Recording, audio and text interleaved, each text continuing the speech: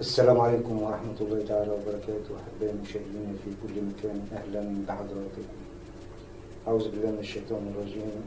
بسم الله الرحمن الرحيم. ولا تحسبن الذين قتلوا في سبيل الله أمواتا بل أحياء عند ربهم يرزقون. صدق الله العظيم. الحقيقة بعض التساؤلات جميع الشعب المصري كله عايز يعرف مين هو البطل عبد الله رمضان. أوضح لكم الصورة بما فيها وكل ما هو يخص الشاب البطل عبد الله رمضان.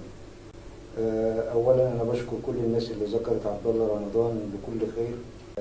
ثانيا بشكر كل الناس اللي حضرت معانا الجنازة وقاموا بتشييعه إلى مدفنه وإلى مسواه الأخير، ونسأل الله عز وجل أن يتغمده بواسع رحمته وأن يجعله من الشهداء المقربين إليه. عبد الله رمضان أنا مش هحكي عنه من خلال أقاويل الناس وبعض التعليقات عنه. عبد الله رمضان أنا هبدأ حكاية عبد الله رمضان من مسقط رأسه محافظة الفيوم، مركز أبشواي، قرية العجمين. فأنا هحكي لكم عن عبد الله رمضان لأن عبد الله رمضان تربى في أحضاني. عبد الله رمضان تربى في أحضاني لأن عبد الله رمضان اتولد على إيديا، وعبد الله رمضان اعتبر من أطيب وأحن الناس اللي ممكن تشوفها في حياتك. أنا مش هحكي كتير عن عبد الله رمضان، وتعالوا نشوف الناس بتتكلم في الشارع عن عبد الله رمضان. تعالوا بينا نشوف الناس في الشارع بتقول إيه عن عبد الله رمضان. مسيحيين ومسلمين إيد واحدة. أنا ملاك رمزي كامل جنب الشهيد على طول. أنا وأبو الشهيد متربين مع بعض بصراحة على طول من زمان، يعني متربين أنا وهو مع بعض. والشهيد عبد الله يرحمه ده كان من الشخصيات الممتازة. هم وعيالي متربين مع بعض بصراحة، هو وإبراهيم هيما ويوسف وكلنا كده، العيال دي كلها متربين مع بعض. الله يرحمه ويحسن هو في الجنة حاليا، هو في مكان أحسن من المكان اللي احنا عايشين فيه حاليا. الله يرحمه كان من أطيب الشخصيات، وبني آدم كان محترم جدا. كل الناس كلها بتشهد باحترامه. عايز أقول لك إن هو قبل ما يستشهد كان معايا هنا كده قبل ما يمشي، يعني قبل ما يستشهد ب3 أيام كان معايا هنا كده في الدكان، عشان كان بيتجهز ورق التعبئة على اساس ان هو خارج من الجيش. كان فاضل له شهرين فعلا. كان فاضل له شهرين بصراحة، وعدى عليا هنا كده وكان فرحان جدا. هو كان مع هيما ابني، يعني داخلين هما الاتنين مع بعض، وهما الاتنين بيعملوا التعبئة على اساس يخلصوا. وهيما برضه في سينا هناك، وهو دلوقتي في مكانه اي حد يتمناه بصراحه. الله يرحمه ويسامحه. فعلا هو اتمنى الشهاده ونالها. الله يرحمه وربنا يرحمه ويرحم الشهداء جميعا. امين يا رب، امين. ربنا يرحمنا جميعا. شكرا يا ابو بيما على الله يخليك. الله يخليك وربنا يرحمه. الله يرحمه وربنا يرحمه، وهو في مكانه احسن من اي حد موجود بصراحه. وعايز اشكر والده على تربيته لاولاده بصراحه. عم رمضان برضه عرف يربي وتربيه ممتازه. وعبد الله يرحمه ويسامحه كان من الشخصيات المحترمه جدا جدا جدا. الله يرحمه. هو يعني فرق معانا كتير كده. المنطقه كلها بصراحه كانت بتحب عبد الله بصراحه يعني.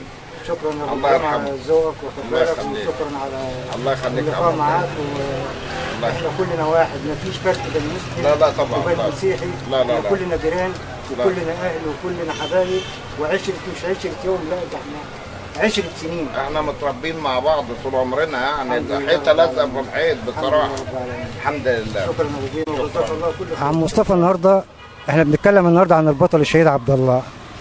تقدر تقول لنا رايك بصراحه في البطل الشهيد عبد الله؟ نحسبه على الله شهيدا اولا، وعبد الله اخلاق وكان محترم، ووالده راجل محترم، وطول عمره نعرف عنه وعن والده وعن جده كمان اخلاق واحترام، وطول عمره مسائل، وطول عمره اخلاق، وطول عمره ما بيجيش منه شر، لان هو كان شاب خلوق اصلا، شاب ذات نفسه خلوق، ووالده راجل خلوق. فيعني ما فيش اي غبار عليه خالص، ان عبد الله بن يرضي ربنا شاب من الاخلاق من الاخلاق من الاخلاق. عبد الله كان له اختلافات مع اي حد هنا في البلد؟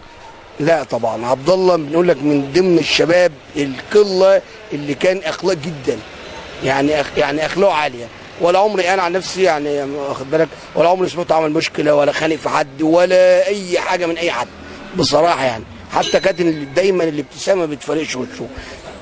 فيعني بما يرضي ربنا عمرنا ما سمعنا عنه اي حاجه. طيب عم مصطفى، كان شعورك ايه لما حسيت ان في بطل من قريتك رفع راس مصر كلها وحارب ووقف في وش اعداء مصر؟ يحسبه عند الله شهيد اولا، واخد بالك، وما يغلاش على اللي خلقه، وربنا يرزقه الفردوس الاعلى يا رب حق جاي النبي، وكلنا فخورين بيه والله، كلنا فخورين بيه. فعبد الله يعني شهيد، نحسبه على الله شهيد، نحسبه على الله شهيد. شكرا لك يا عم مصطفى. مشاهدين، احنا لسه برضه في مسقط راس البطل الشهيد عبد الله رمضان، وبناخد اراء الناس في اخلاق عبد الله وكان ايه وضعه مع الناس. نحب نتعرف بحضرتك. معك احمد محمد علي من قريه العجمين، مركز بشوي الفيوم. اهلا استاذ احمد. اهلا بيك استاذ احمد. احنا النهارده بنعمل حلقه عن البطل اللي رفع راس مصر، اللي هو البطل الشهيد عبد الله رمضان. انت كنت تعرفه شخصيا؟ عليه رحمه الله. عبد الله من اطيب الناس، وكانوا جيراننا، وابوه من اطيب الناس، وهم ناس كلهم طيبين، وربنا يرحمه. هو بطل وابن بطل، ويفضل طول حياته في التاريخ كله بطل، وتاريخ التلفزيون وكل العالم يتكلم عنه. عبد الله كان اسلوبه مع الناس هنا، كان حياته كانت عامله ازاي؟ كان ماشي كويس ولا كان ماشي مش كويس؟ تقدر تكلمنا اكتر عن عبد الله؟ والله هو كان من اطيب الشخصيات اللي الواحد قابلها، وهو كان راجل في حاله، كان نقاش، يعني كان من اطيب الناس ومن اطيب الشخصيات، وربنا يرحمه، وهو في جنة النعيم ان شاء الله. ان شاء الله. طبعا انت حضرت الجنازه يا عم احمد، وكلنا حضرناها. كنت شايف السرعه وشايف المشهد نفسه كان عامل ازاي؟ والله اول مره شاهد مشهد بهذا الموقف من يوم ما ربنا خلقني على وجه الارض. هو ربنا يرحمه كان بيجري، وعمرنا ما شفنا جنازه بنفس الطريقه. والله مشهد انا بقول لحضرتك عمري ما تصورته ولا تخيلته في حياتي، وهو على جنه الخلد ان شاء الله، وهو بيجري سبحان الله وتعالى عشان ان هو رايح الجنه، وربنا يرحمه ويرحم اموات المسلمين جميعا، وهو هيفضل بطل ابن بطل، والبلد كلها هتتكلم بيه والتاريخ كله والعالم. شكرا يا عم احمد لحضرتك. كريم طه مرزوق من العجميين، مركز بشوي الفيوم. اهلا بحضرتك يا استاذ كريم. استاذ كريم، احنا النهارده بنتكلم عن البطل الشهيد عبد الله رمضان. عبد الله رمضان كان راجل محترم، ومن بيت محترم اصلا، والناس كلها بتحبه هنا عندنا اصلا في البلد، وفخر لعائلته وفخر للبلد كلها. عبد الله يعني مش كانش حاجه وحشه، عبد الله محترم، وراجل كان بيصلي كل وقت بوقته، وراجل يعني الناس كلها بتحبه، وكان ملتزم، يعني الله يرحمه ويسامحه. يعني فخور لينا كلنا، يعني عبد الله فخور للمركز بشوي محافظه الفيوم كلها والجمهوريه كلها. نعم، يعني عبد الله ميت شهيد.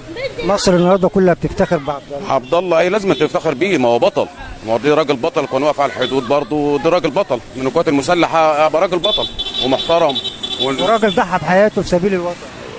يا عمي هو عمره بس هو الراجل يعني نحتسبه، هو الراجل شهيد وربنا يرحمه ويغفر له، وبطل في وش العالم كله. راجل برضه يعني من الجيش المصري، راجل وهو ملتزم وكويس يعني، والدنيا كلها بتحبه الصراحه، والبلد كلها فخوره بعبد الله، يعني البلد كلها فخوره بعبد الله. كنت حتى تيجي تشوف ساعه الصيوان العزا بتاعه، الناس كلها كانت واقفه، يعني كل الناس كانت حزينه على عبد الله. فعلا البلد كلها حضرت. ايوه حضرت والله، يعني والله العظيم انا شفت طائفات يعني اول مره اشوفها في عزا، يعني من مسلمين ومسيحيين يعني جاء اساسات وجاء ناس ائمه في وزاره الاوقاف، يعني بتاع يخشوا في 30 نفر كانوا جايين كلهم يعزوا برضه من الوزاره، يعني حاجه حلوه، فخر للناس كلها. احنا ساعات كنا واقفين في العزاء احنا كنا مفتخرين بعبد الله يعني والناس كلها كانت بتدعي له بالرحمه. كان ايه شعورك يا استاذ كريم لما سمعت الخبر ان عبد الله استشهد وكان بطل لمصر كلها؟ والله يعني انا زعلت، بس على قد ما زعلت فرحت لعبد الله. بس عبد الله كان مستمن الشهاده ونالها، يعني عبد الله كان بيقول يا ريت اموت شهيد، وربنا نولها له عشان هو قلب ابيض.